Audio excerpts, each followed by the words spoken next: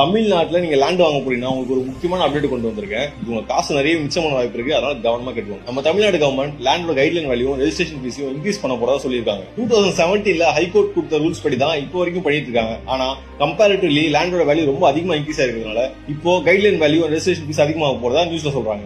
நீங்க லேண்ட் வாங்குற ஐடியால இருக்கீங்க, இல்ல ஒரு லேண்டை பார்த்து வச்சிருக்கோம் பேசிட்டு இருக்கோம் அப்படின்னு நினைச்சீங்கன்னா முடிஞ்ச அளவுக்கு இப்போ சீக்கிரம் ரெஜிஸ்டர் பண்ணிடுங்க.